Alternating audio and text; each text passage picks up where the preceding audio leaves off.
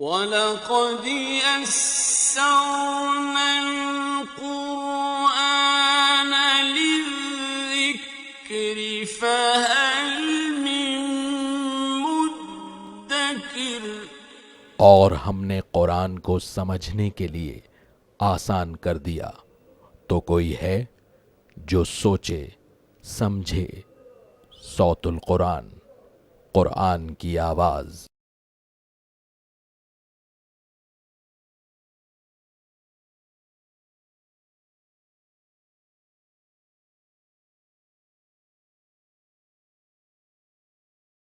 نحمده ونصلي على رسوله الكريم اما بعد فاعوذ باللہ من الشیطان الرجیم بسم اللہ الرحمن الرحیم وواعدنا موسى 30 لیلة واتممناها ب10 فتم میقات ربه 40 لیلة وقال موسى لأخيه هارون اخلفني في قومي واصلح ولا تتبع سبيل المفسدين۔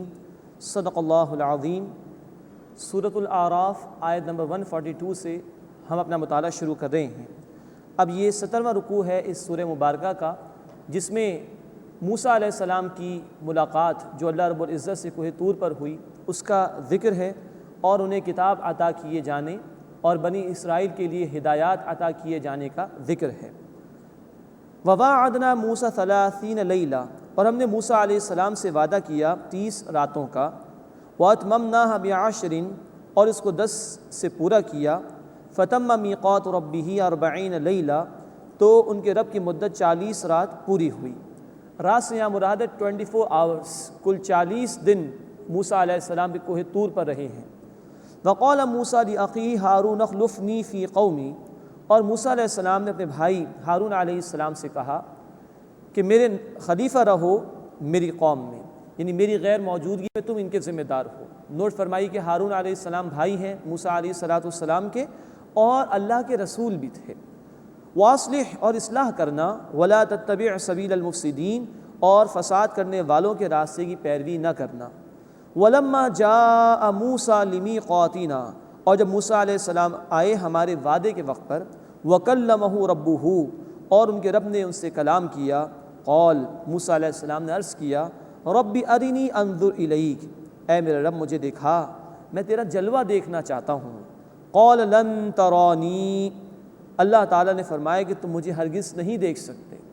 ولکن انظر الی الجبل، ہاں یہ ہے کہ پہاڑ کی طرف دیکھو، فإن استقر مکانہ، بس اگر وہ اپنی جگہ قائم رہ جائے، فسوف ترانی، بس تم بھی مجھے دیکھ لو گے۔ فلما تجلی ربہ للجبل، پھر جب ان کے رب نے پہاڑ پر ایک تجلی نازل فرمائی، جعلہ دکا، تو اس پہاڑ کو ریزہ ریزہ کر دیا۔ وخر موسیٰ صعقا، اور موسیٰ علیہ السلام بے ہوش ہو کر گر گئے۔ فلما افاق قال سبحانک، پھر جب ہوش آیا تو انہوں نے عرض کیا، اے اللہ تو پاک ہے، ہر عیب سے پاک ہے، ہر کمی سے پاک ہے۔ تبت الیک وانا اول المؤمنین، میں تیری طرف رجوع کرتا ہوں اور میں سب سے پہلا ہوں ایمان لانے والوں میں سے۔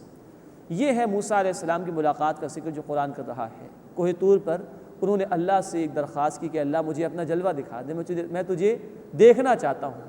بڑی خوبصورت درخواست ان کی تھی، لیکن اس کو کیا کہیے کہ اس دنیا میں بہرحال اللہ نے پردہ رکھا ہے، یہاں رہتے ہوئے ممکن نہیں ہے کہ کوئی اللہ کو دیکھ سکے۔ ہاں قیامت میں ایسا ہوگا۔ سورۃ القیامہ آیت نمبر 22 اور 23 میں ذکر ہے، کچھ چہرے ہوں گے اس دن بڑے خوش و خرم، اللہ کو دیکھ رہے ہوں گے، اللہ ہمیں ان میں شامل فرمائے۔ اللہ کے رسول کی حدیث ہے بخاری شریف اور مسلم شریف میں، آپ صلی اللہ علیہ وسلم نے فرمایا، تم قیامت کے دن جنت میں اپنے رب کو اس طرح دیکھو گے جیسے 14ویں کے چاند کو مکمل روشن دیکھتے ہو۔ اللہ ہمیں یہ دیدار عطا فرمائے اور اس کا مستحق بننے کے لیے محنت کرنے کی توفیق عطا فرمائے۔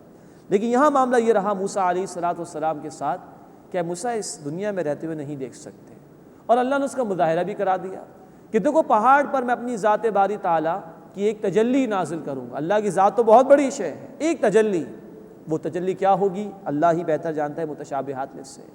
اگر یہ پہاڑ اس کو برداشت کر لے تو موسیٰ تم بھی برداشت کر لو گے، لیکن ایسا نہیں ہوا۔ پہاڑ ریزہ ریزہ ہو گیا اور اس کو دیکھتے ہوئے موسیٰ علیہ السلام بے ہوش ہو گئے۔ تب انہوں نے اللہ کے حضور کہا کہ اللہ میں تیری طرف رجوع کرتا ہوں اور میں ایمان لانے والوں میں سے سب سے پہلا ہوں۔ اس مقام سے سورۃ الحشر کی آیت نمبر 21 سمجھ میں آتی ہے۔ وہاں اللہ تعالیٰ نے فرمایا کہ لو انزلنا هذا القرآن على جبل لرأيته خاشعا متصدعا من خشیۃ اللہ، اگر اس قرآن کو ہم کسی پہاڑ پر نازل کرتے تو تم دیکھتے کہ وہ اللہ کی خشیت سے دب جاتا، پھٹ جاتا، ریزہ ریزہ ہو جاتا۔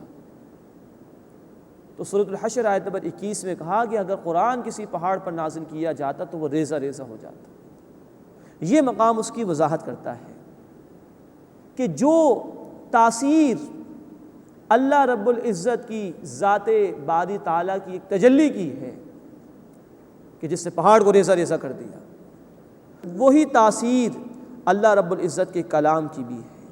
اسے کہ کلام اللہ کی ذات سے نکلی ہوئی شے، تو اس کلام میں اتنی عظمت ہے، اتنا جلال ہے کہ اگر اللہ نے اسے کسی پہاڑ پر نازل کیا ہوتا تو وہ دب کر ریزہ ریزہ ہو جاتا۔ یہ تو محمد کریم صلی اللہ علیہ وسلم کی ذات مبارکہ تھی، اللہ نے ان کے قلب مبارک کو اس قرآن حکیم کو برداشت کرنے کی صلاحیت عطا فرمائی تھی، ورنہ قرآن کی تاثیر وہی ہے جو اللہ تعالیٰ کی ذات مبارکہ کی ایک تجلی کی ہے۔ یہاں مزید نوٹ فرمائیے، اللہ نے فرمایا تھا لن ترانی، اے موسیٰ تم ہرگز مجھے نہیں دیکھ سکتے۔ ہمارے ہاں اردو محاورے میں بعض الفاظ بڑے غلط استعمال ہوتے ہیں، لن ترانیہ کر رہا ہے، اور یہ بہت برے معنی میں، کسی کو گالی دینے کے معنی میں استعمال ہوتا ہے ہمارے معاشرے میں، جبکہ یہ لفظ قرآن میں یوں آیا لن ترانی، اے موسیٰ تم مجھے ہرگز نہیں دیکھ سکتے۔ تو اس طرح کے الفاظ یہ گستاخی پر مبنی ہیں جو دین کی اصطلاح سے لیے گئے اور اس کو ہمارے لٹریچر میں شامل کر دیا گیا، گویا معلوم ہوتا ہے کہ دین دشمنی اختیار کرنے والے لوگوں نے یہ رویہ اختیار کیا۔ اس طرح کے الفاظ سے ہمیں بچنا چاہیے۔ فلما آفاق قال سبحانک، پھر جب انہیں ہوش آیا تو انہوں نے عرض کیا کہ اللہ تو پاک ہے، تبت الیک، میں تیری طرف رجوع کرتا ہوں، وانا اول المؤمنین، اور میں ایمان لانے والوں میں سے سب سے اول ہوں۔ قال یا موسیٰ، اللہ تعالیٰ نے فرمایا کہ اے موسیٰ، انی اصطفیتک علی الناس برسالاتی وبکلامی، میں نے تمہیں چن لیا ہے لوگوں پر اپنی رسالت اور اپنے کلام سے، فخذ ما آتیتک وکن من الشاکرین، تو جو کچھ میں نے تمہیں عطا کیا ہے اسے مضبوطی سے پکڑو اور شکر ادا کرنے والوں میں سے ہو جاؤ۔ وَكَتَبْنَا لَهُ فِي الْأَلْوَاحِ مِنْ كُلِّ شَيْءٍ مَوْعِظَةً وَتَفْصِيلًا لِكُلِّ شَيْءٍ، اور ہم نے ان کے لیے لکھ دی تختیوں میں ہر چیز کی نصیحت، ہر چیز کی تفصیل۔ فَخُذْهَا بِقُوَّةٍ وَأْمُرْ قَوْمَكَ يَأْخُذُوا بِأَحْسَنِهَا، بس اے موسیٰ تم بھی اسے قوت سے پکڑو اور حکم دو اپنی قوم کو کہ وہ بھی اسے اختیار کرے اچھے طریقے پر۔ سأریکم دار الفاسقین، ان قریب میں تم لوگوں کو نافرمانوں کا گھر دکھاؤں گا۔ پہلی بات یہ کہ یہاں پر بتایا گیا کہ تورات تختیوں میں لکھی ہوئی موسیٰ علیہ السلام کو عطا کی گئی تھی، جبکہ نوٹ فرمائیے قرآن حکیم الفاظ کی صورت میں قلب محمدی صلی اللہ علیہ وسلم پر نازل کیا گیا۔ اس کا ذکر آ چکا ہے سورۃ البقرہ آیت نمبر 97 میں، اور یہ وہی بات تھی کہ جو موسیٰ علیہ السلام نے اپنے قوم سے بھی کہی تھی آخری رسول صلی اللہ علیہ وسلم کے حوالے سے۔ ڈیٹرانومی کتاب استثناء چیپٹر نمبر 18 اس کی ورس نمبر 18 الفاظ موسیٰ علیہ السلام کے یہ تھے اپنے قوم سے خطاب کے دوران کہ اللہ اس رسول کے منہ میں اپنا کلام ڈالے گا۔ مراد یہ کہ ہمیں تو تختیوں پر لکھا ہوا دیا گیا، ان رائٹنگ دے دیا گیا، لیکن محمد کریم صلی اللہ علیہ وسلم جو آخری رسول ہوں گے ان کے قلب مبارک پر الفاظ کی صورت میں کلام عطا کیا جائے گا۔ سأریکم دار الفاسقین، من قریب تمہیں نافرمان لوگوں کو گھر دکھا دوں گا۔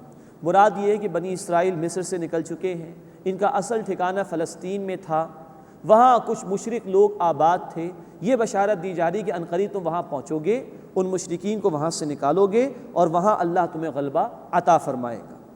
سأصرف عن آیاتی الذین یتکبرون فی الارض بغیر الحق، میں عنقریب پھیر دوں گا ان لوگوں کو اپنی آیات سے جو زمین میں ناحق تکبر کرتے ہیں۔ یہ تکبر ہے جو ہدایت میں سب سے بڑی رکاوٹ ہے۔ شیطان نے بھی یہی کیا تھا، جو قومیں مٹائی گئیں ان کے سرداروں نے بھی یہی روش اختیار کی تھی، اس تکبر کی وجہ سے حق سے لوگ دور ہو جاتے ہیں۔ وَإِن يَرَوْا كُلَّ آیَةٍ لَا يُؤْمِنُوا بِهَا، اور اگر وہ ہر نشانی دیکھ لیں تب بھی اس پر ایمان نہیں لائیں گے۔ وَإِن يَرَوْا سَبِيلَ الرُّشْدِ لَا يَتَّخِذُوهُ سَبِيلًا، اور اگر وہ ہدایت کا راستہ دیکھ لیں تو بھی اس راستے کو اختیار نہیں کریں گے۔ وَإِن يَرَوْا سَبِيلَ الْغَيِّ يَتَّخِذُوهُ سَبِيلًا، اور اگر وہ گمراہی کے راستے کو دیکھ لیں تو اس کو اختیار کر لیں گے۔ ذَلِكَ بِأَنَّهُمْ كَذَّبُوا بِآيَاتِنَا، یہ اس لیے کہ انہوں نے ہماری آیات کو جھٹلایا، وَكَانُوا عَنْهَا غَافِلِينَ، اور وہ اس سے غافل تھے۔ تو تکبر کرنے والوں کو ہدایت سے دور کر دیا جاتا ہے اور وہ گمراہی کے راستے کی طرف بڑھتے چلے جاتے ہیں، اور اللہ تعالیٰ بھی ان سے حق قبول کرنے کی صلاحیت کو چھین لیتا ہے۔ اللہ ہمیں تکبر سے محفوظ فرمائے۔ یہ اتنا بڑا جرم ہے کہ مسلم شریف کی روایت ہے، رسول اکرم صلی اللہ علیہ وسلم نے فرمایا جس کے دل میں رائی کے دانے کے برابر بھی تکبر ہوگا وہ جنت میں داخل نہیں ہوگا۔ والذین کذبوا بآیاتنا ولقاء الآخرہ، اور جن لوگوں نے جھٹلایا ہماری آیات کو اور آخرت کی ملاقات کو، حبطت اعمالہم، ان کے عمل ضائع ہو گئے۔ هل یجزون الا ما كانوا يعملون، وہ بدلے میں وہی کچھ پائیں گے جو کچھ کہ وہ کیا کرتے تھے۔ اللہ اس برے انجام سے ہماری حفاظت فرمائے، اپنی آیات پر یقین عطا فرمائے، آخرت کا یقین عطا فرمائے اور نیک عمل کرنے کی ہمیں توفیق عطا فرمائے۔ اس کے بعد 18واں رکوع شروع ہو رہا ہے۔ بنی اسرائیل نے بچھڑے کی عبادت کرنا شروع کر دی تھی، اس کا ذکر آ رہا ہے۔ وَاتَّخَذَ قَوْمُ مُوسَىٰ مِن بَعْدِهِ مِنْ حُلِيِّهِمْ عِجْلًا، اور موسیٰ علیہ السلام کی قوم نے ان کے بعد اپنے زیور سے ایک بچھڑا بنا لیا، جسد لہ خوار، ایک جسم جس میں گائے کی سی آواز سی آتی تھی۔ یہ واقعہ دیگر مکی صورتوں میں آیا ہے، انشاءاللہ تفسیر ہم پڑھیں گے سورہ طٰہٰ آیت نمبر 87 اور 88، اور سورہ طٰہٰ آیت نمبر 95 سے لے کے آیت نمبر 97 تک۔ تو موسیٰ علیہ السلام تو کوہ طور پر گئے اللہ سے ملاقات کے لیے، اللہ سے کتاب لینے کے لیے۔ پیچھے قوم نے ایک بچھڑے کی پوجا پاٹ شروع کر دی۔ سامری ایک شخص تھا جو کہ جادوگر تھا، سورہ طٰہٰ میں اس کی تفصیل آئے گی، اس نے ورغلایا تو قوم نے بچھڑے کی پوجا پاٹ شروع کر دی۔ اور یہ وہی تسلسل تھا کہ مصر میں بھی گائے کا تقدس تھا، یہ غلام تھے، وہ تصورات غلامانہ ذہنیت میں قبول کر لیے تھے تو بچڑا ہی معبود کے طور پر اختیار کر لیا۔ الم یروا انہ لا یکلمہم ولا یہدیہم سبیلا، کیا انہوں نے دیکھا نہیں کہ وہ ان سے نہ تو کلام کرتا ہے نہ انہیں راستہ دکھاتا ہے۔ اتخذوہ وکانوا ظالمین، انہوں نے اسے معبود بنا لیا جبکہ وہ ظالم تھے۔ ولما سقط فی ایدیہم ورأوا انہم قد ضلوا، اور جب وہ نادم ہوئے اور انہوں نے دیکھا کہ وہ گمراہ ہو گئے ہیں، قالوا، تو انہوں نے کہا لئن لم یرحمنا ربنا ویغفر لنا، اگر ہمارے رب نے ہم پر رحم نہ کیا اور ہمیں بخش نہ دیا، لنکونن من الخاسرین، تو ہم ضرور ہو جائیں گے خسارہ اٹھانے والوں میں سے۔ احساس ہو گیا کہ ہم سے غلطی ہوئی ہے، شرک کر بیٹھے ہیں۔ اور سورۃ البقرہ آیت نمبر 54 میں ہم پڑھ چکے کہ توبہ اصل یہ تھی کہ اپنوں کو قتل کرو، جو مرتد ہو گئے ہیں ان کے رشتہ دار ان کو قتل کریں گے۔ یہ تفصیل آ چکی ہے سورۃ البقرہ آیت نمبر 54 میں۔ قالوا لئن لم یرحمنا ربنا ویغفر لنا، اگر ہمارے رب نے ہم پر رحم نہ فرمایا اور ہمیں بخش نہ دیا، لنکونن من الخاسرین، تو ہم ضرور ہو جائیں گے خسارہ اٹھانے والوں میں سے۔ ولما رجع موسیٰ الی قومہ غضبان اسفا، اور جب موسیٰ علیہ السلام لوٹے اپنی قوم کی طرف غصے میں بھرے ہوئے تھے، رنجیدہ تھے۔ قال بئس ما خلفتمون من بعدی، انہوں نے فرمایا کہ کس قدر بری ہے میری جانشینی جو تم نے اختیار کی میرے بعد۔ اعجلتم امر ربکم، کیا تم نے اپنے رب کے حکم سے جلدی کی؟ اس کے احکامات میں لے کر آ رہا ہوں، تم نے اور جلدی کر ڈالی۔ وَأَلْقَى الْأَلْوَاحَ، اور موسیٰ علیہ السلام نے تختیاں ڈال دیں۔ وَأَخَذَ بِرَأْسِ أَخِيهِ، اور اپنے بھائی کا سر پکڑا۔ يَجُرُّهُ إِلَيْهِ، اور اسے اپنی طرف کھینچنے لگے۔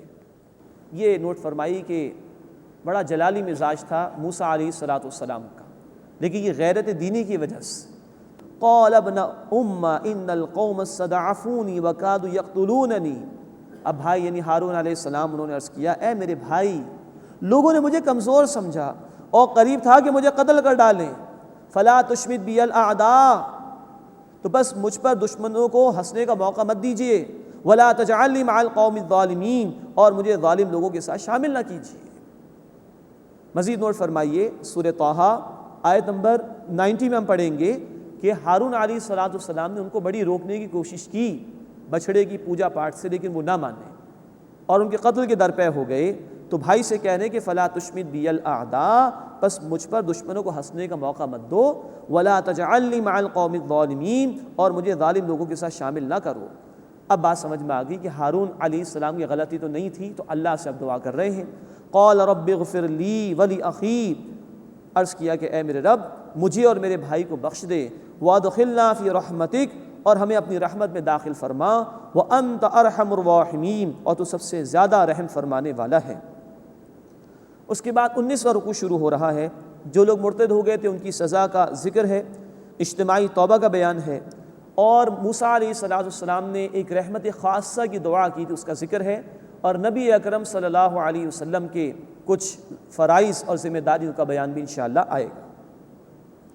ان الذين اتخذوا العجل سينالهم غضب من ربهم وذلة في الحیاۃ الدنیا، بے شک جن لوگوں نے بچڑے کو معبود بنا لیا ان قریب انہیں ان کے رب کا غضب پہنچے گا اور دنیا کی زندگی میں ذلت۔ وَكَذَلِكَ نَجْزِي الْمُفْتَرِينَ، اور اسی طرح ہم جھوٹ باندھنے والوں کو سزا دیتے ہیں۔ ذکر آ چکا سورہ البقرہ آیت 54 میں مرتد کی سزا کا ذکر تھا کہ جن جن لوگوں نے شرک کیا ہے، گائے کی پوجا پاٹ کی ہے، ان کے ہی رشتہ دار ان کو قتل کریں۔ وَالَّذِينَ عَمِلُوا السَّيِّئَاتِ ثُمَّ تَابُوا مِن بَعْدِهَا وَآمَنُوا، اور جن لوگوں نے برے اعمال کیے پھر اس کے بعد توبہ کی اور ایمان لے آئے، إِنَّ رَبَّكَ مِن بَعْدِهَا لَغَفُورٌ رَحِيمٌ، تو بے شک تمہارا رب اس کے بعد بہت بخشنے والا، رحم فرمانے والا ہے۔ وَلَمَّا سَكَتَ عَن مُوسَى الْغَضَبُ أَخَذَ الْأَلْوَاحَ، اور جب موسیٰ علیہ السلام کا غصہ تھم گیا تو انہوں نے تختیوں کو اٹھایا۔ وَفِي نُسْخَتِهَا هُدًى وَرَحْمَةٌ لِّلَّذِينَ هُمْ لِرَبِّهِمْ يَرْهَبُونَ، اور ان کی تحریر میں ہدایت اور رحمت ہے ان لوگوں کے لیے جو اپنے رب سے ڈرتے ہیں۔ وَاخْتَارَ مُوسَىٰ قَوْمَهُ 70 رَجُلًا لِمِيقَاتِنَا، اور موسیٰ علیہ السلام نے اپنی قوم سے ہمارے وعدے کے لیے 70 آدمی چن لیے۔ یہ ذکر سورہ البقرہ آیت 55 میں بھی آ چکا ہے۔ فَلَمَّا أَخَذَتْهُمُ الرَّجْفَةُ، پھر جب انہیں زلزلے نے آ لیا، قَالَ، موسیٰ علیہ السلام نے عرض کیا، رَبِّ لَوْ شِئْتَ أَهْلَكْتَهُم مِّن قَبْلُ وَإِيَّايَ، اے میرے رب تو اگر چاہتا تو اس سے پہلے انہیں اور مجھے ہلاک کر دیتا۔ یہ عذاب اس لیے آیا تھا، سورہ البقرہ آیت 55 میں ذکر آ چکا ہے کہ انہوں نے کہا تھا کہ اے موسیٰ ہم اپنے آنکھوں سے اللہ کو دیکھنا چاہتے ہیں۔ اس پر اللہ تعالیٰ کی طرف سے بجلی کی کڑک ان پر طاری کر دی گئی اور موت دے دی گئی تھی، پھر دوبارہ زندہ کیا گیا تھا۔ قال رب لو شئت اہلکتہم من قبل وإیائی، موسیٰ علیہ السلام نے عرض کیا کہ اے میرے رب تو اگر چاہتا تو اس سے پہلے انہیں اور مجھے ہلاک کر دیتا۔ اتہلکنا بما فعل السفہاء منا، کیا تو ہمیں اس پر ہلاک کر دے گا جو ہم میں سے بے وقوفوں نے کچھ کہا۔ ان ہی الا فتنتک، یہ کچھ نہیں ہے مگر یہ کہ تیری آزمائش۔ تضل بہا من تشاء، تو اس سے جس کو چاہے گا گمراہ کر دے گا۔ وتہدی من تشاء، اور جس کو چاہے گا ہدایت دے گا۔ انت ولینا فاغفر لنا وارحمنا، تو ہمارا کارساز ہے بس ہمیں بخش دے اور ہم پر رحم فرما۔ وانت خیر الغافرین، اور تو سب سے بہترین بخشنے والا ہے۔ واکتب لنا فی ہذہ الدنیا حسنۃ وفی الآخرہ، اور ہمارے لیے اس دنیا میں اور آخرت میں بھلائی لکھ دے۔ انا ہدنا الیک، ہم نے تیری ہی طرف رجوع کیا۔ اب یہ رحمت عام اور رحمت خاص کا سوال کر رہے ہیں موسیٰ علیہ السلام اللہ سے۔ اللہ تعالیٰ نے فرمایا قال عذابی اصیب بہ من اشاء، اللہ تعالیٰ نے فرمایا کہ میں اپنا عذاب جس کو چاہوں گا دوں گا۔ ورحمتی وسعت کل شیء، اور میری رحمت ہر شے پر وسیع ہے۔ فسأکتبھا للذین یتقون، سو میں عنقریب اسے لکھ دوں گا ان لوگوں کے لیے جو تقوی اختیار کرتے ہیں۔ ویؤتون الزکاۃ، اور زکوٰۃ ادا کرتے ہیں۔ والذین ہم بآیاتنا یؤمنون، اور جو ہماری آیات پر ایمان رکھتے ہیں۔ الذین یتبعون الرسول النبی الامی، جو پیروی کریں گے رسول نبی امی صلی اللہ علیہ وسلم کی۔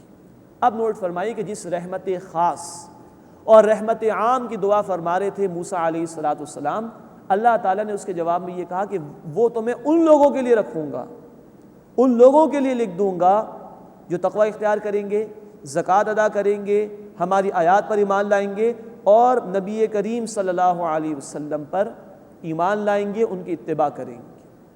اب یہاں ذکر آ گیا رسول اکرم صلی اللہ علیہ وسلم کی امت کے حوالے سے۔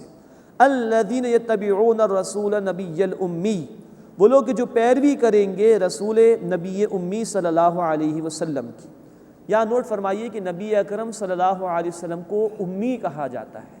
امی کے معنی ان پڑھ، وہ شخص کہ جس نے کہیں سے کوئی باقاعدہ تعلیم حاصل نہ کی ہو۔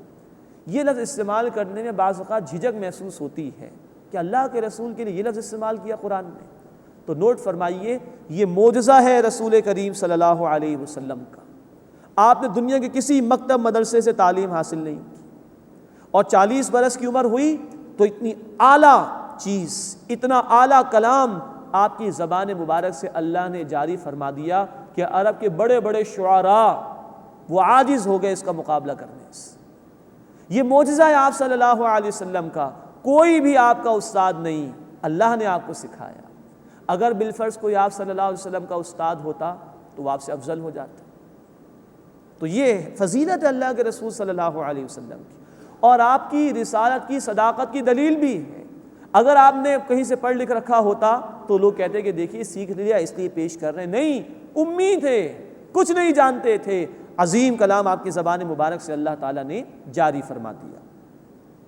الذی یجدونہ مکتوبا عندہم فی التوراۃ والانجیل، وہ رسول نبی امی جنہیں وہ لوگ لکھا ہوا پاتے ہیں اپنے پاس تورات میں اور انجیل میں۔ اللہ کے رسول صلی اللہ علیہ وسلم کی بشارات تورات میں بھی موجود اور انجیل میں بھی موجود اور آج بھی موجود ہے۔ چنانچہ اولڈ ٹیسٹمنٹ جو تورات پر مبنی ہے، اس میں بک آف ڈیٹرانومی کتاب استثناء چیپٹر نمبر 18 اور اس کی آیات 17 سے لے کے 22، اس میں آج بھی موسیٰ علیہ السلام کی زبانی نبی کریم صلی اللہ علیہ وسلم کے حوالے سے بشارات موجود ہیں۔ اسی طرح نیو ٹیسٹمنٹ یا بائبل میں جو یوحنا کی کتاب ہے، جان چیپٹر 14 ورس نمبر 25 اور 26، آج بھی نبی کریم صلی اللہ علیہ وسلم کے حوالے سے بشارات موجود ہیں۔ اسی طرح متی کی انجیل Matthew chapter number 3 verse number 1 اور 2، اس میں بھی اللہ کے رسول صلی اللہ علیہ وسلم کی بشارات موجود ہیں۔ تو یہ ہے جو قرآن نے اشارہ کیا، اور آج بھی بائبل کے اندر whether it is old testament اور نیو ٹیسٹمنٹ بشارات محمدی صلی اللہ علیہ وسلم ان میں موجود ہیں۔ نوٹ فرمائیے اللہ کے رسول صلی اللہ علیہ وسلم کا معاملہ تو بہت بڑا ہے۔ قرآن نے تو یہاں تک کہا سورہ الفتح آیت نمبر 29 میں کہ تورات اور انجیل میں نبی کریم صلی اللہ علیہ وسلم کی صحابہ کی بھی نشانیاں موجود ہیں۔ تو اللہ کے رسول کا معاملہ تو بہت بڑا ہوا صلی اللہ علیہ وسلم۔ الذی یجدونہ مکتوبا عندہم فی التوراۃ والانجیل، وہ انہیں لکھا ہوا پاتے ہیں اپنے پاس تورات میں اور انجیل میں۔ اب نبی صلی اللہ علیہ وسلم کے بنیادی فرائض اور ذمہ داریاں بیان کی جا رہی ہیں۔ یأمرہم بالمعروف وینہاہم عن المنکر، آپ صلی اللہ علیہ وسلم بھلائی کا حکم دیتے ہیں اور برائی سے روکتے ہیں۔ ویحل لہم الطیبات ویحرم علیہم الخبائث، اور ان کے لیے پاکیزہ چیزیں حلال قرار دیتے ہیں اور ناپاک چیزوں کو حرام قرار دیتے ہیں۔ وَيَدَعُ عَنْهُمْ إِصْرَهُمْ وَالْأَغْلَالَ الَّتِي كَانَتْ عَلَيْهِمْ، اور اتارتے ہیں ان سے وہ بوجھ اور وہ طوق جو ان پر تھے۔ یہ اللہ کے رسول صلی اللہ علیہ وسلم کے 3 فرائض یا ذمہ داریوں کا ذکر آیا۔ نمبر 1، آپ نیکی کا حکم دیتے ہیں، برائی سے منع کرتے ہیں۔ نمبر 2، پاکیزہ چیزوں کو حلال قرار دیتے ہیں، ناپاک چیزوں کو حرام قرار دیتے ہیں۔ نمبر 3، بوجھ اتارتے ہیں اور جو طوق لوگوں کے گلوں میں پڑے ہوئے تھے ان کو دور کرتے ہیں۔ آج یہی تینوں کام امت کی ذمہ داری ہے۔ نیکی کا حکم دینا، برائی سے روکنا، یہ ہمارا فرض ہے۔ سورہ آل عمران آیت نمبر 104 اور سورہ آل عمران آیت نمبر 110، یہ کام ہماری ذمہ داری ہے کہ ہم نیکی کا حکم دیں اور برائی سے منع کریں۔ اللہ کے رسول واضح فرما گئے کیا حلال ہے کیا حرام ہے، اس لیے کہ اللہ کا حکم تھا۔ سورۃ الحشر آیت نمبر 7، ما آتاکم الرسول فخذوہ وما نہاکم عنہ فانتہوا، رسول جس چیز کا حکم دے اسے مانو، اس پر عمل کرو، اور جس چیز سے منع فرما دے اس سے باز آ جاؤ۔ تو اب حلال اور حرام واضح کر گئے اللہ کے رسول صلی اللہ علیہ وسلم۔ اب اس پر عمل کرنا اور حلال ہی کی طرف توجہ رکھنا اور دلانا لوگوں کی، اور حرام سے رکنا اور روکنے کی کوشش کرنا، یہ ہماری ذمہ داری ہے۔ تیسرا فریضہ، تیسری ذمہ داری تھی رسول کریم صلی اللہ علیہ وسلم کی کہ آپ ان کے بوجھ دور کرتے ہیں اور طوق جو گردنوں میں پڑے ہوئے ان کو دور کرتے ہیں۔ یعنی برسا برس سے جو لوگوں نے من مانی باتیں دین کے طور پر اختیار کر لی تھی، فضول رسومات اختیار کر لی تھی، آپ صلی اللہ علیہ وسلم نے ان کو ختم کیا اور انسانیت کو ظلم سے اور جبر سے، استحصال سے نجات دلائی ہے۔ آج امت کو بھی یہ کام کرنا ہے کہ جو طرح طرح کے ظلم ہو رہے ہیں معاشرے میں، اس سے نجات دلانا امت کی ذمہ داری ہے۔ جو دین کے نام پر بدعات اختیار کی جا رہی ہیں، کبھی میت کے نام پر، کبھی نکاح کے موقع پر، کبھی ولادت کے موقع پر من مانی باتیں اختیار کر لی گئی ہیں، اس کو ختم کر کے دین کو آسان دین کے طور پر پیش کرنا اور لوگوں کو بوجھ سے نجات دلانا، یہ امت کی ذمہ داری ہے۔ اللہ تعالی ہمیں یہ ذمہ داریاں ادا کرنے کی توفیق عطا فرمائے۔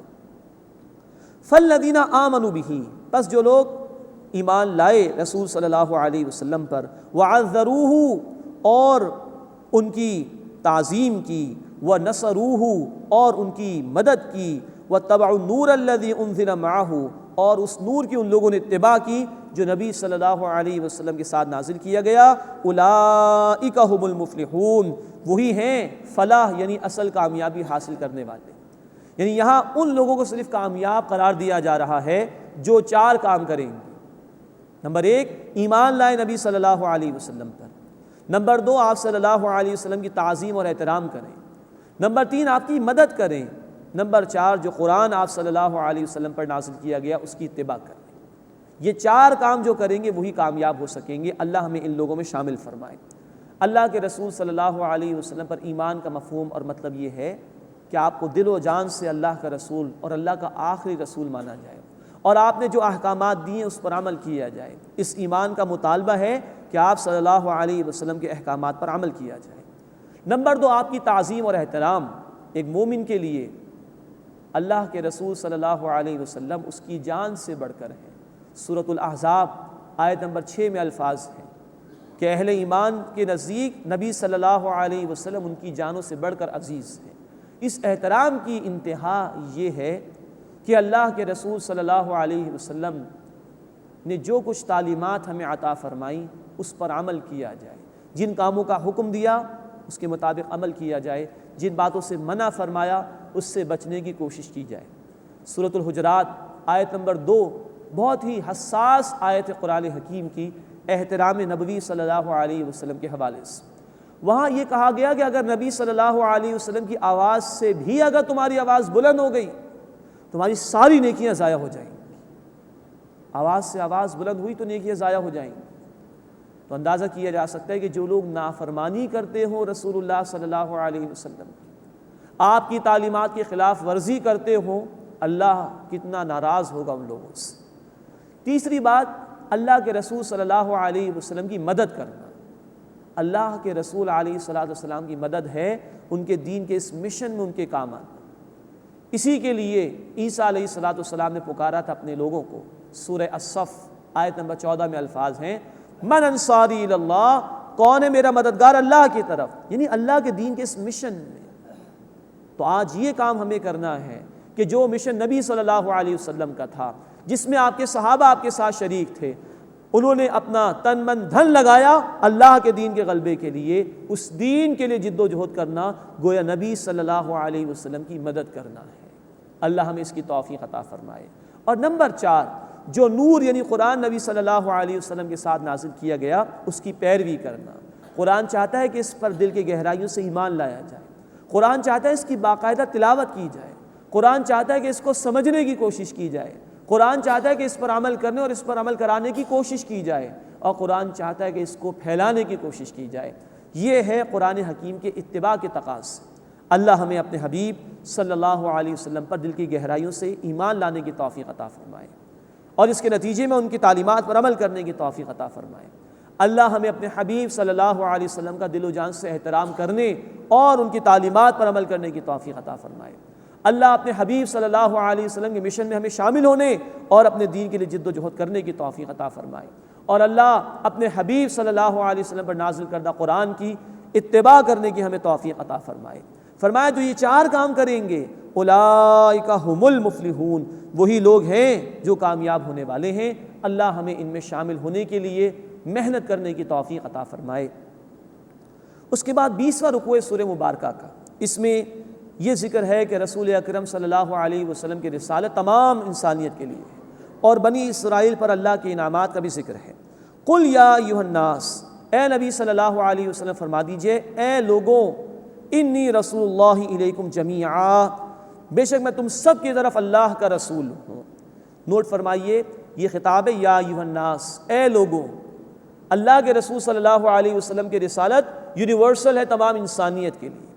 یہی بات آئی ہے سورہ سبا آیت نمبر 28 میں کہ آپ تمام انسانیت کے لیے رسول ہیں، اور یہی بات آئی ہے سورۃ الانبیاء آیت نمبر 107 میں وما ارسلناک الا رحمۃ للعالمین، اے نبی صلی اللہ علیہ وسلم ہم نے آپ کو تمام جہان والوں کے لیے رحمت بنا کر بھیجا۔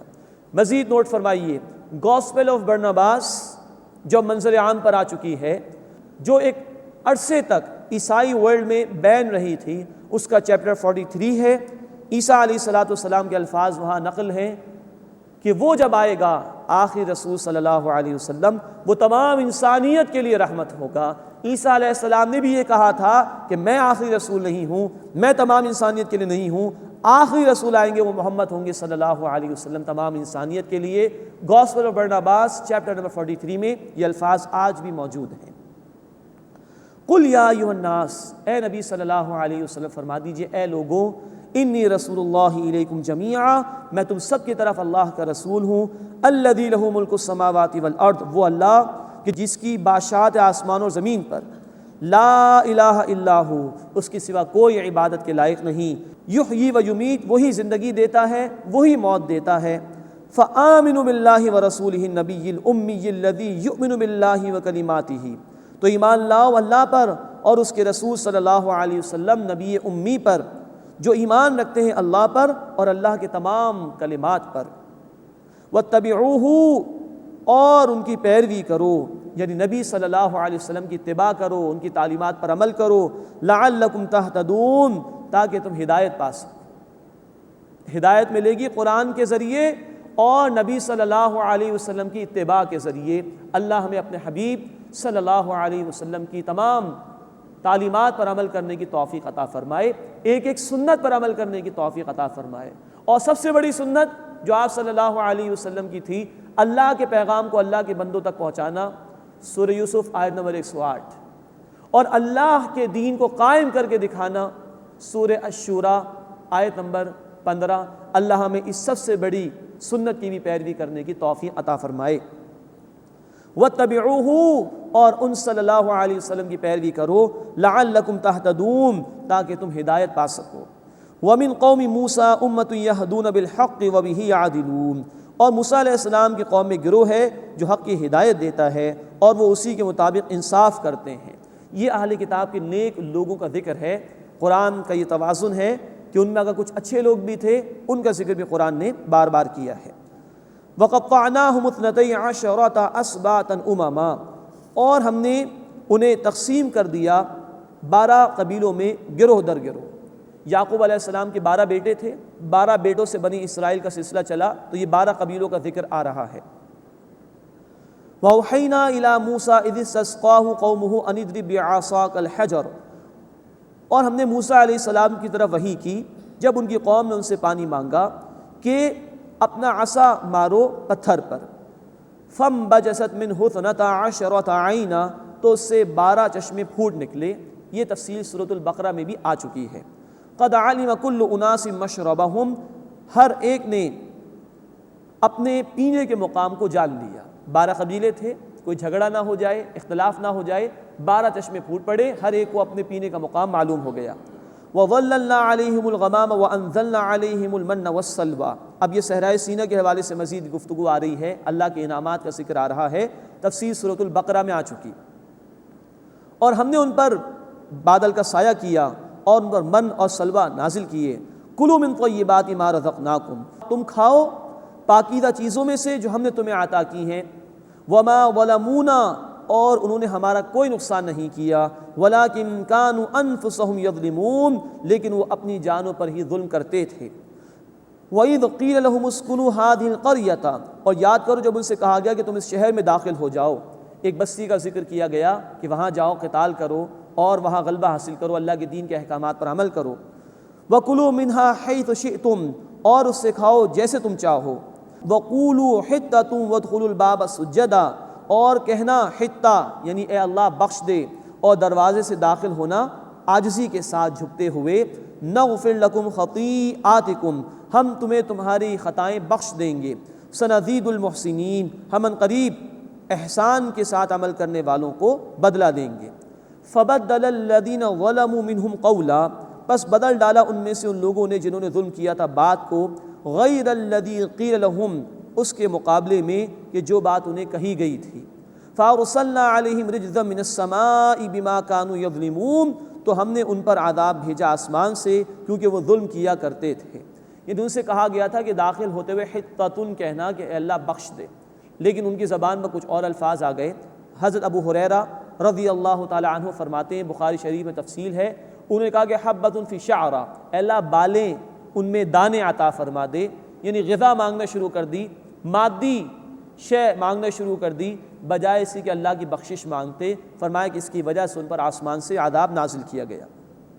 اس کے بعد سورۃ الاعراف کا 21واں رکوع آ رہا ہے، اس میں اصحاب سبت کا واقعہ بیان کیا گیا ہے، جن کا ذکر اس سے قبل کئی مرتبہ آ چکا ہے، اور اس واقعے میں 3 گروہ بن گئے تھے، ان کا ذکر ہے جو اب اس رکوع میں انشاءاللہ آئے گا۔ نوٹ فرمائیے کہ یہ بنی اسرائیل ہی میں سے ایک گروہ تھا، کسی دریا کے کنارے آباد تھا، مچھلیوں کا شکار کرتے تھے، اس سے گزر اوقات ان کی ہوتی تھی۔ ہفتے کا دن اللہ نے ان کے لیے مقرر کر دیا عبادت کے لیے، لیکن نوٹ فرمائیے ہر امت کو اللہ نے جمعے کا دن ہی دیا، یہ بخاری شریف میں تفصیل ہے۔ یہود نے ہفتے کا دن پسند کر لیا اپنے لیے، وہی ان کے لیے مقرر کر دیا گیا۔ تو ہفتے کے دن یہ تھا کہ عبادت ہی کرنی ہے، کوئی دنیا کا کام نہیں کرنا۔ اب انہوں نے دیکھا کہ مسئلہ ہو گیا ہے، تو نافرمانی کا ارادہ کیا۔ جب نافرمانی کا ارادہ کیا تو ویسی آزمائش اللہ نے فرما دی۔ یہی معاملہ اللہ کا ہے، بندہ جس رخ پہ جانا چاہتا ہے وہی رخ اس کے لیے طے کر دیا جاتا ہے اللہ کی طرف سے۔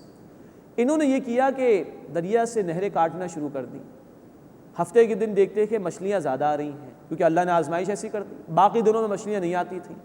تو یہ کیا کہ ہفتے کے دن دریا کا پانی کھول دیا کرتے تھے، تو اس پانی کے ساتھ مچھلیاں بھی نہروں میں آ جاتی تھیں، اور پھر دروازے بند کر دیا کرتے تھے تالابوں کے اور نہروں کے، اور اگلے دن جا کے شکار کر لیا کرتے تھے۔ یہ حیلہ بازی انہوں نے شروع کی اللہ کے دین کے ساتھ۔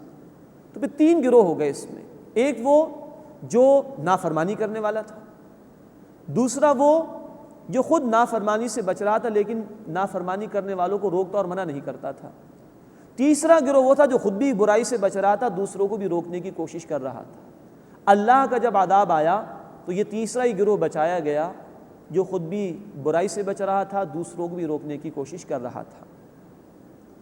فرمایا کہ وَاسْأَلْهُمْ عَنِ الْقَرْيَةِ الَّتِي كَانَتْ حَاضِرَةَ الْبَحْرِ، اور ان سے اے نبی صلی اللہ علیہ وسلم اس بستی کے متعلق سوال کیجئے جو دریا کے کنارے پر واقع تھی۔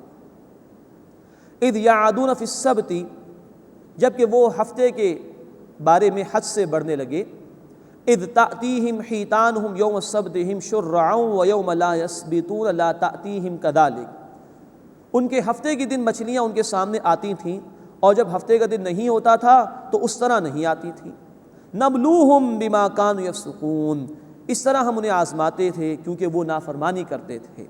کیونکہ نافرمانی کا ارادہ کر لیا تھا تو اب اللہ تعالیٰ نے گویا مچھلیوں کو بھی یہ کہہ دیا کہ ہفتے کے دن ان کے سامنے جانا ہے تاکہ آزمائش خوب ہو جائے ان کی۔ وَإِذْ قَالَتْ أُمَّةٌ مِّنْهُمْ لِمَ تَعِظُونَ قَوْمًا اللَّهُ مُهْلِكُهُمْ أَوْ مُعَذِّبُهُمْ عَذَابًا شَدِيدًا، اور یاد کرو جب ان میں سے ایک گروہ نے کہا، یہ دوسرا گروہ تھا جو خود برائی سے بچ رہا تھا، اور کہا اس نے تیسرے گروہ سے جو خود بھی برائی سے بچ رہا تھا دوسروں کو بھی روکنے کی کوشش کر رہا تھا، تو یاد کرو جب ان میں سے ایک گروہ نے کہا تم ایسی قوم کو کیوں نصیحت کرتے ہو جسے اللہ ہلاک کرنے والا ہے یا شدید عذاب دینے والا ہے۔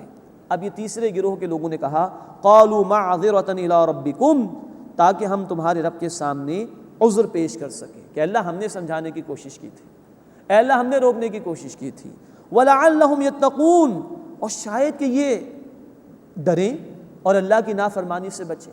ممکن ہے ہمارے کہنے سے، ہمارے نصیحت کرنے سے گناہ سے بات آ جائیں۔ تیسرے گروہ والوں نے دوسرے گروہ والوں کو جواب دیا اس لیے ہم منع کر رہے ہیں، اس لیے برائی سے روک رہے ہیں تاکہ اللہ کے سامنے اپنا عذر پیش کر سکے کہ اللہ ہم نے اپنی ذمہ داری ادا کرنے کی کوشش کی تھی اور شاید ہمارے کہنے سے یہ نافرمانی کرنے والے باز آ جائیں۔ فلما نسوا ما ذکروا بہ، پھر جب انہوں نے اسے بھلا دیا جو انہیں نصیحت کی گئی تھی، انجینا الذین ینہون عن السوء، تو ہم نے انہیں بچا لیا جو برائی سے روکتے تھے، وَأَخَذْنَا الَّذِينَ ظَلَمُوا بِعَذَابٍ بَئِيسٍ بِمَا كَانُوا يَفْسُقُونَ، اور ہم نے انہیں پکڑ لیا برے عذاب میں کیونکہ وہ نافرمانی کیا کرتے تھے۔ یہ آیت بتا رہی ہے کہ صرف تیسرا گروہ بچایا گیا جو خود گناہ سے بچ رہا تھا اور دوسروں کو بھی گناہ سے روکنے کی کوشش کر رہا تھا، باقی پہلا گروہ اور دوسرا گروہ بھی برباد ہوا جو خود تو گناہ سے بچ رہا تھا لیکن دوسروں کو روکنے کی کوشش نہیں کر رہا تھا۔ نوٹ فرمائیے کہ ظلم کو دیکھنا اور اس کو برداشت کر جانا، اس کو بدلنے کے لیے کوشش نہ کرنا، یہ خود ایک ظلم ہے۔ اور یہ فریضہ ہے اب ہماری اس امت کا کہ ہم نیکی کا حکم دیں اور برائی سے منع کریں۔ چنانچہ سورہ آل عمران آیت نمبر 110 اور سورہ آل عمران آیت نمبر 104 میں ہماری ذمہ داریاں بیان کی گئیں۔ نیکی کا حکم دو، برائی سے منع کرو۔ اللہ کے رسول صلی اللہ علیہ وسلم کی حدیث ہے جامع ترمذی میں، اگر لوگ ظالم کا ہاتھ نہیں روکیں گے، برائیوں کو روکنے کی کوشش نہیں کریں گے تو پھر اللہ تعالیٰ اپنا عذاب مسلط فرمائے گا۔ اور جان لیجئے کہ یہ عمل اصلاح کا اگر ختم ہو جائے تو پورا معاشرہ لپیٹ میں آتا ہے۔ اللہ کے رسول صلی اللہ علیہ وسلم نے اس کو ایک مثال سے سمجھایا ہے بخاری شریف میں کہ ایک جہاز سمندر میں جا رہا ہے، اس میں ایک نچلی منزل ہے اور ایک پہلی منزل ہے۔ جو نچلی منزل والے ہیں وہ پانی لینے کے لیے جاتے ہیں اوپر پہلے مالے والوں کے پاس۔ کبھی ان کو خیال آیا کہ ہم اوپر جاتے ہیں ہمیں تکلیف ہوتی ہے تو ہم تھوڑا اسی جہاز میں سوراخ کر کے سمندر سے پانی نکالنا شروع کر دیں۔ تو اللہ کے رسول صلی اللہ علیہ وسلم فرمائے کہ اگر ایسا ہو جائے اور پہلی منزل والے ان کو نہ روکیں تو وہ بھی اس میں ڈوب جائیں گے۔ تو برائی کو دیکھ کر برداشت کر لینا یہ ایمان کا تقاضا نہیں۔ مسلم شریف کی روایت ہے، اللہ کے رسول صلی اللہ علیہ وسلم نے فرمایا جو کوئی تم میں سے برائی دیکھے اپنے ہاتھ سے بدل دے۔ اس کی صلاحیت نہیں زبان سے بدلنے کی کوشش کرے، اس کی بھی صلاحیت نہیں دل میں ارادہ رکھے میں اس کو بدلوں گا۔ اور اگر انسان یہ ارادہ بھی نہ رکھے تو مسلم شریف کی ایک اور روایت میں الفاظ ہیں، اس کے بعد ایمان رائی کے دانے کے برابر بھی نہیں ہوتا۔ اللہ ہمیں خود نیک بننے اور نیکی کی دعوت دینے کی توفیق عطا فرمائے، ہمیں خود بدی سے بچنے اور دوسروں کو بھی بچانے کی توفیق عطا فرمائے۔ یہ ہے اصحاب السبت کا واقعہ۔ صرف وہ لوگ بچائے گئے جنہوں نے خود نافرمانی سے بچنے کی روش اختیار کی اور دوسروں کو بھی برائی سے منع کرتے رہے۔ یہ اصلاح کا عمل ہوگا تو اللہ کی رحمتیں بھی آئیں گی، عذاب سے بچ جائیں گے، اور اگر یہ اصلاح کا عمل نہ ہو تو پھر اللہ کا عذاب آیا کرتا ہے۔ چاہے کچھ لوگ ذاتی طور پر نیک ہو بھی جائیں وہ بھی اس عذاب میں مبتلا کر دیے جاتے ہیں۔ فَلَمَّا عَتَوْا عَمَّا نُهُوا عَنْهُ قُلْنَا لَهُمْ كُونُوا قِرَدَةً خَاسِئِينَ، پھر جب اس سے سرکشی کرنے لگے جس سے وہ منع کیے گئے تھے تو ہم نے حکم دیا ان کو کہ ذلیل اور خوار بندر بن جاؤ۔ یہ سزا ان لوگوں کو اللہ کی طرف سے دی گئی اس نافرمانی کی وجہ سے۔ وَإِذْ تَعَذَّنَ رَبُّكَ لَيَبْعَثَنَّ عَلَيْهِمْ إِلَىٰ يَوْمِ الْقِيَامَةِ مَن يَسُومُهُمْ سُوءَ الْعَذَابِ، اور یاد کرو جب تمہارے رب نے اس بات کی خبر دی کہ یقیناً وہ ان پر بھیجتا رہے گا قیامت تک کے لیے ایسے لوگ جو انہیں سخت عذاب دیں گے۔ إِنَّ رَبَّكَ لَسَرِيعُ الْعِقَابِ، بے شک تمہارا رب جلد سزا دینے والا ہے۔ وَإِنَّهُ لَغَفُورٌ رَحِيمٌ، اور بے شک وہ بہت بخشنے والا رحم فرمانے والا ہے۔ یہ اشارہ کیا جا رہا ہے یہود کی طرف کہ اللہ تعالیٰ کی طرف سے ان پر لعنت مسلط کر دی گئی ہے۔ اس کا ذکر سورۃ البقرہ آیت 61 میں بھی آ چکا ہے۔ 77 عیسوی میں ٹائٹس رومی کے ہاتھوں 1,33,000 یہودی قتل ہوئے۔ پھر پچھلی صدی میں ہٹلر کے ہاتھوں 60 لاکھ یہودی قتل ہوئے۔ یہ عذاب کا سلسلہ ان پر چلتا رہا اور قیامت سے پہلے بالآخر مسلمانوں کے ہاتھوں ان کی ہلاکت ہوگی، تمام یہودی مٹا دیے جائیں گے۔ اب بھی کہا جا رہا ہے کہ رسول اللہ صلی اللہ علیہ وسلم کے دور میں جو لوگ ہیں وہ اگر قبول کر لیں تو اللہ ان کو معاف فرما سکتا ہے۔ ان ربک لسریع العقاب، بے شک تمہارا رب جلد سزا دینے والا ہے، یہ ڈراوا آیا۔ وَإِنَّهُ لَغَفُورٌ رَحِيمٌ، اور بے شک وہ بخشنے والا رحم فرمانے والا ہے۔ سورۃ الاعراف مکی دور کے آخری حصے میں نازل ہوئی۔ بنی اسرائیل کا ذکر اس میں اس لیے کیا گیا کہ مدنی دور میں اہل کتاب میں سے یہود سے بھی سابقہ پیش آئے گا، تو ان کو بھی بتایا جا رہا ہے کہ اگر باز نہیں آؤ گے، رسالت محمدی صلی اللہ علیہ وسلم قبول نہیں کرو گے تو اللہ کے عذاب میں مبتلا کیے جاؤ گے، اور اگر باز آ جاؤ توبہ کر لو وَإِنَّهُ لَغَفُورٌ رَحِيمٌ، بے شک اللہ تعالیٰ بہت بخشنے والا مسلسل رحم فرمانے والا ہے۔